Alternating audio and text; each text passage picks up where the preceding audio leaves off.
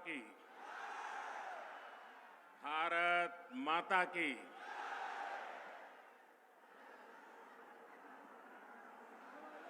হুগলি নদীপুরো বাংলার জল জীবন ধারা এই দেবত্ব ভূমিতে এসে আমি বাবা তারকনাথ মহাপ্রভু জগন্নাথ দেবকে শত শত প্রণাম জানাই।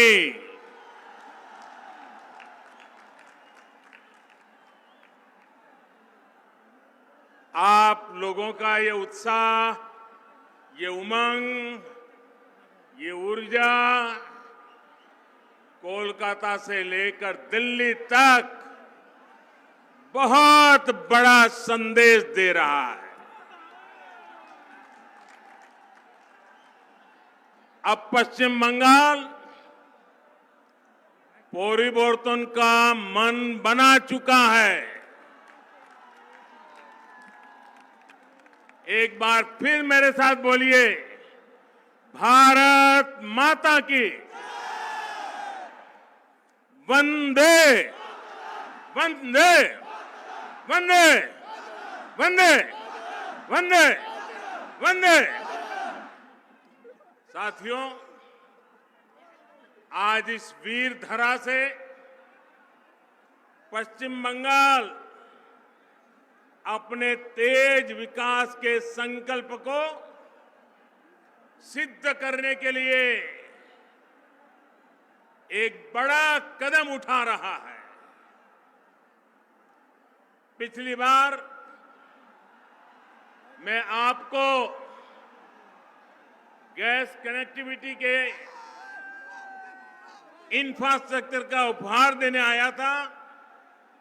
आज रेल और मेट्रो कनेक्टिविटी को मजबूत करने वाले महत्वपूर्ण काम शुरू हो रहे हैं। थोड़ी देर में हुगली की, पश्चिम बंगाल की रेल और मेट्रो कनेक्टिविटी के अनेक प्रोजेक्ट्स का शिलान्यास और लोकार्पण होना है। इस महत्वपूर्ण योजनाओं के लिए, बंगाल के उज्जवल भविष्य के लिए मैं आप सबको बहुत बहुत बधाई देता हूं। साथियों, दुनिया में जितने देश गरीबी से बाहर आए या गरीबी मिटाने में सफल हुए या विकसित देश बने, ऐसे सभी देशों में एक बात बहुत कॉमन देखी जाती है। इन देशों ने अपने अपने देश में सही समय पर बड़ी संख्या में इंफ्रास्ट्रक्चर का निर्माण किया। आधुनिक हाईवे, आधुनिक रेलवे, आधुनिक एयरवे। इन देशों के आधुनिक इंफ्रास्ट्रक्चर ने इन देशों को आधुनिक बनाने में मदद की। वहां ये एक प्रकार से परिवर्तन का बहुत बड़ा कारण बना। हमारे देश में भी यही काम दशकों पहले होना चाहिए था, लेकिन हुआ नहीं। अब हमें देर नहीं करनी है। हमें एक पल भी रुकना नहीं है। हमें एक पल भी गंवाना नहीं है। इसी सोच के साथ आज देश में आधुनिक इंफ्रास्ट्रक्चर के निर्माण पर अभूतपूर्व जोर दिया जा रहा है, अभूतपूर्व निवेश किया जा रहा है। बेहतर इंफ्रास्ट्रक्चर, खेती, उद्योग, टूरिज्म, युवाओं को रोजगार, यानी विकास के हर पहलू के लिए मूलभूत आवश्यकता होती है। इसलिए पश्चिम बंगाल में भी कनेक्टिविटी से जुड़ा इंफ्रास्ट्रक्चर ये भारत सरकार की प्राथमिकता है, हमारी भी प्राथमिकता है। बीते वर्षों में हाईवे, रेलवे, एयरवे, वाटरवे और हाईवे, हर प्रकार की कनेक्टिविटी पर फोकस किया गया है। यहां बंगाल में भी हजारों करोड़ रुपए निवेश किए गए हैं। बंगाल में रेल लाइनों के चौड़ीकरण और बिजलीकरण का काम तेज गति से किया जा रहा है। भाइयों बहनों, अब रेलवे को लेकर पश्चिम बंगाल में संभावनाओं के नए द्वार खुल रहे हैं। पूर्वी डेडिकेटेड फ्रेट कॉरिडोर का बड़ा लाभ पश्चिम बंगाल को होने वाला है। इस प्रोजेक्ट का एक हिस्सा चालू भी हो चुका है और बहुत जल्द पूरा कॉरिडोर खुल जाएगा, जिससे बंगाल में भी उद्योगों के लिए नए अवसर बनेंगे। इसी तरह जो विशेष किसान रेल शुरू की गई है, उसका लाभ आज पश्चिम बंगाल के छोटे किसानों को बहुत तेजी से मिलना शुरू हो रहा है। अभी हाल में ही देश की 100वीं किसान रेल महाराष्ट्र के संगोला से पश्चिम बंगाल के शालीमार तक चलाई गई। इससे यहां के फल, सब्जी, दूध और मछली से जुड़े छोटे किसानों को मुंबई, पुणे सहित देश के अनेक बड़े बाजारों तक सीधी पहुंच मिली है। भाइयों और बहनों, आज उत्तर 24 परगना, हावड़ा, हुगली जिलों के लाखों छात्र छात्राओं, कर्मचारियों, श्रमिकों के लिए भी बहुत बड़ा दिन है। नॉर्थ साउथ मेट्रो का नोआपाड़ा से दक्षिणेश्वर तक विस्तार होने से हर दिन इन जिलों के हजारों यात्रियों को सुविधा होने वाली है। अब आपको कोलकाता आने जाने के लिए आधुनिक और सुविधा संपन्न तेज पब्लिक ट्रांसपोर्ट मिल गया है। भाइयों और बहनों, चंद्रनगर सहित ये पूरा क्षेत्र भारत की आजादी का, भारत की संस्कृति और भारत के ज्ञान विज्ञान का एक प्रकार से तीर्थ है। महर्षि अरबिंदो, मोतीलाल रॉय, रास बिहारी बोस, बिपिन बिहारी गांगुली, कन्हैयालाल दत्त, उपेंद्र नाथ बंदोपाध्याय,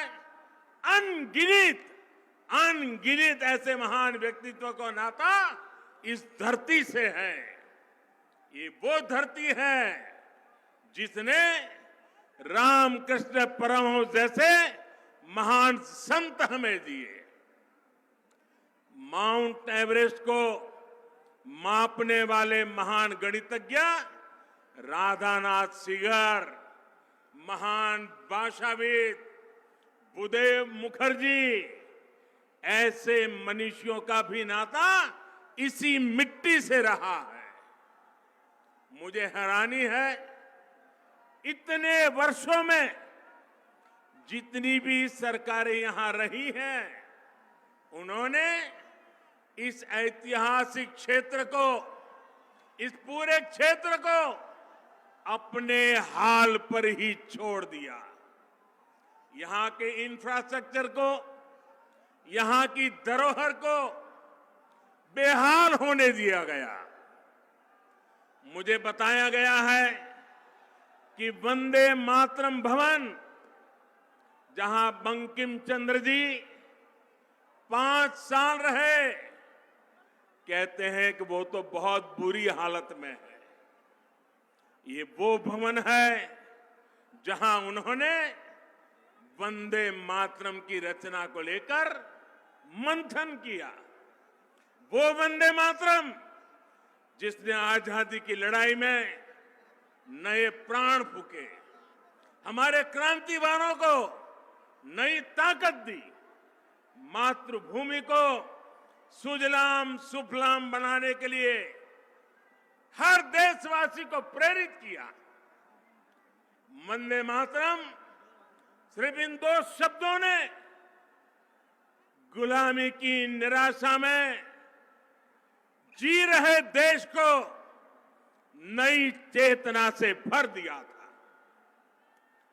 ऐसे अमर गान की रचना करने वाले के स्थान को न संभाल पाना बंगाल के गौरव के साथ बहुत बड़ा अन्याय है, और इस अन्याय के पीछे बहुत बड़ी राजनीति भी है। ये वो राजनीति है जो देशभक्ति के बजाय वोट बैंक, सबका विकास के बजाय तुष्टीकरण को बल देती है। आज यही राजनीति बंगाल में लोगों को मां दुर्गा की पूजा से रोकती है, उनके विसर्जन से रोकती है। बंगाल के लोग वोट बैंक की राजनीति के लिए अपनी संस्कृति का अपमान करने वाले ऐसे लोगों को कभी माफ नहीं करेंगे। आज मैं बंगाल के लोगों को ये विश्वास दिलाता हूं, जब बंगाल में भाजपा की सरकार बनेगी तो हर बंगालवासी अपनी संस्कृति का गौरवगान पूरी ताकत और हिम्मत के साथ कर सकेगा। कोई उसे डरा नहीं पाएगा, कोई आपको दबा नहीं पाएगा। भाजपा उस सोनार बांग्ला के निर्माण के लिए एक काम करेगी जिसमें यहां का इतिहास, यहां की संस्कृति दिनों दिन और मजबूत होगी। ऐसा बंगाल जहां आस्था, अध्यात्म और उद्यम सबका सम्मान होगा।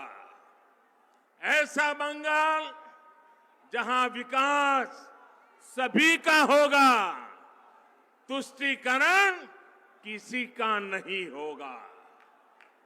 ऐसा बंगाल जो टोलाबाजी से मुक्त होगा, रोजगार और स्वरोजगार से युक्त होगा।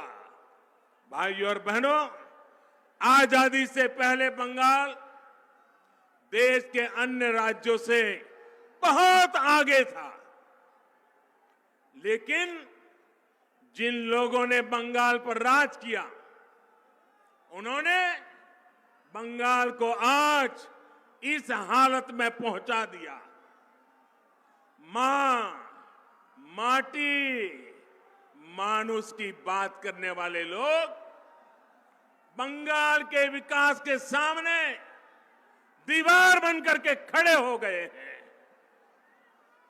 केंद्र सरकार किसानों और गरीबों के हक का पैसा सीधा उनके बैंक खाते में जमा करती है, जबकि बंगाल सरकार की योजनाओं का पैसा टीएमसी के टोलाबाजों की सहमति के बिना गरीब तक पहुंच ही नहीं पाता।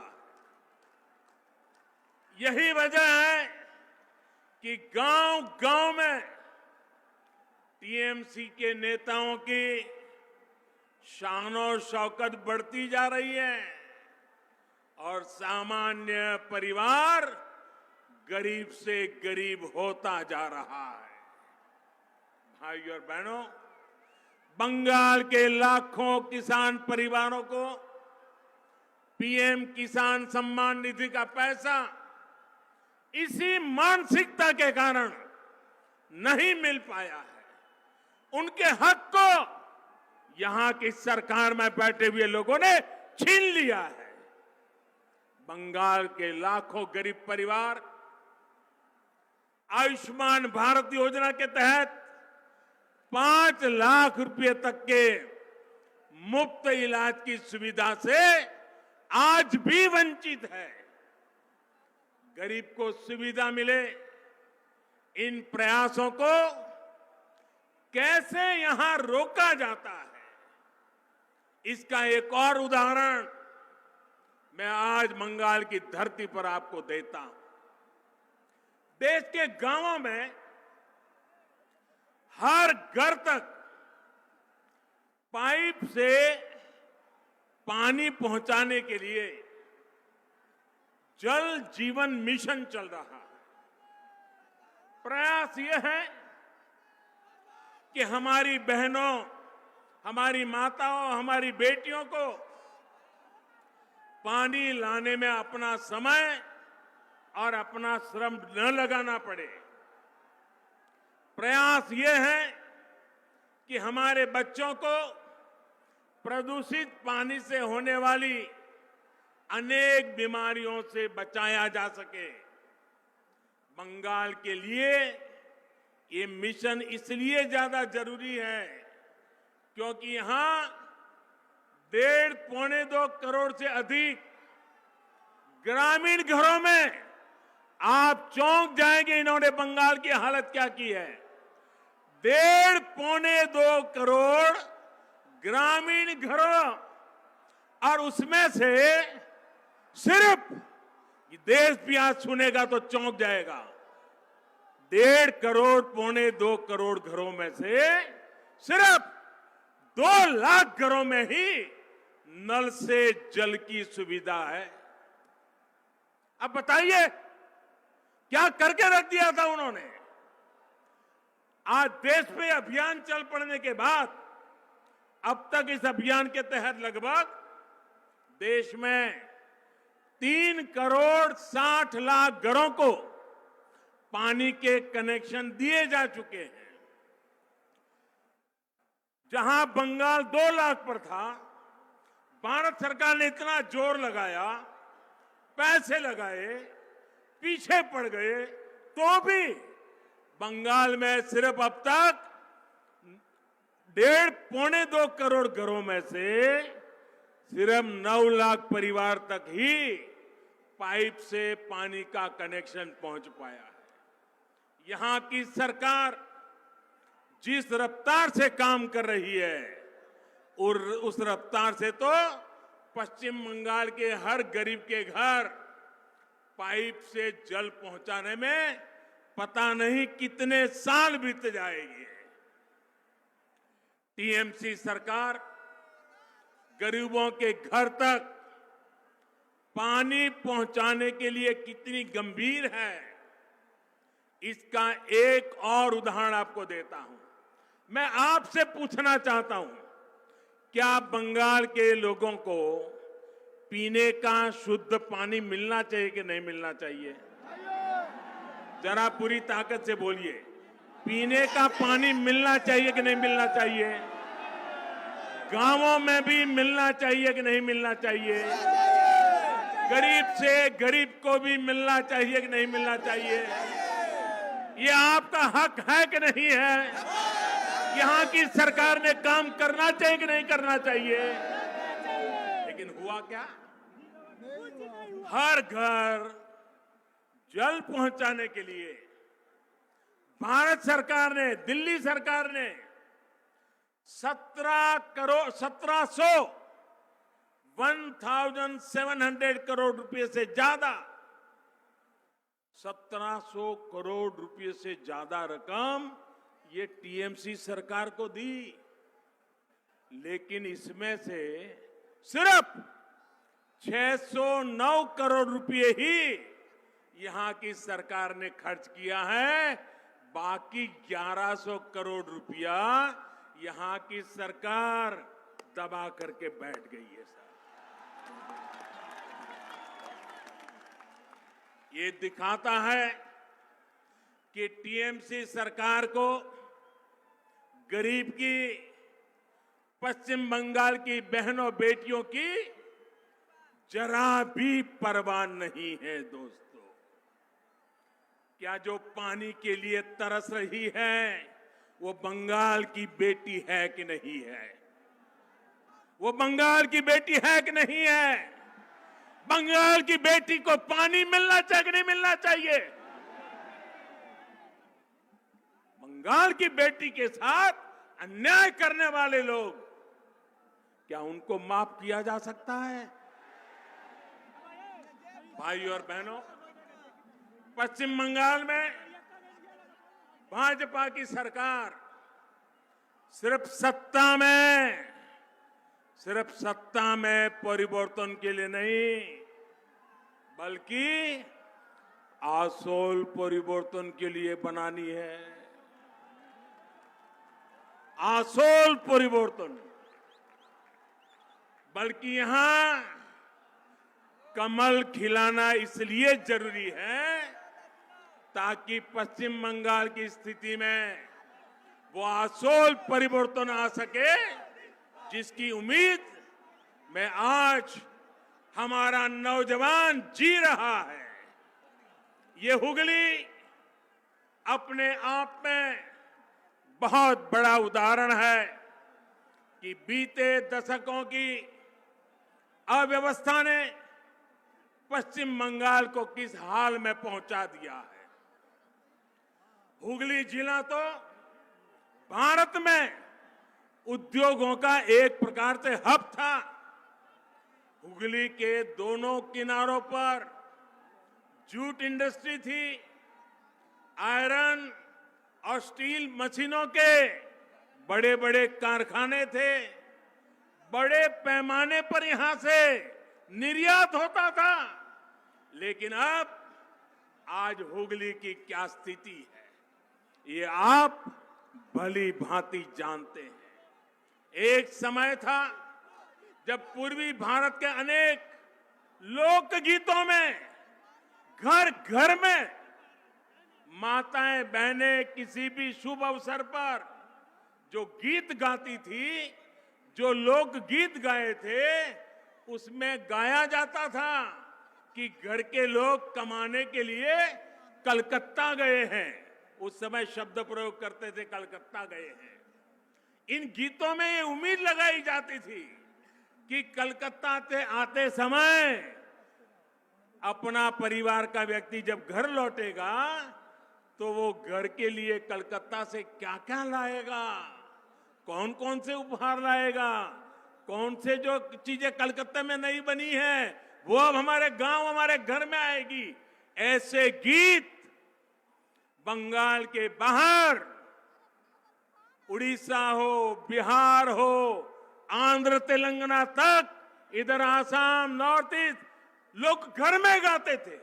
ये कलकत्ता की कीर्ति थी उस जमाने में। अब ये सब बदल गया।